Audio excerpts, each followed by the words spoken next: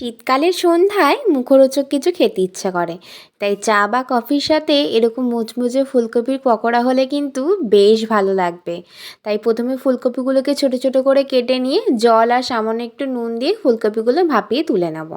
একটা পাত্রে 4 চামচ বেসন, 2 চামচ কর্নফ্লাওয়ার, হলুদ গুঁড়ো, লঙ্কার গুঁড়ো, কাশ্মীরি লঙ্কার গুঁড়ো, বেকিং পাউডার, সামান্য একটু নুন, আদা রসুন বাটা আর অল্প অল্প জল দিয়ে একটা ব্যাটার তৈরি করে নেব। ব্যাটারটা ভালো করে রেডি হয়ে গেলে তাতে আমি ভাপানো ফুলকপিগুলো দিয়ে দেবো। ফুলকপির সাথে ব্যাটারটা ভালো করে মেশানোর পর কড়াইতে তেল গরম হয়ে গেলে একে একে আমি ফুলকপিগুলো ছেড়ে দেবো। ফুলকপিগুলো নাড়াচাড়া করে ভালো করে এপিট ওপিট লাল লাল করে ভেজে আমি পকোড়াগুলো তুলে নেব। এরকমভাবে মুচমুচে লাল লাল পকোড়া একবার আপনারা বাড়িতে ট্রাই করে দেখবেন, বেশ ভালো লাগবে খেতে। তাই আমার ভিডিওটি ভালো লাগলে চ্যানেলটিকে লাইক, শেয়ার অ্যান্ড সাবস্ক্রাইব করে দেবেন।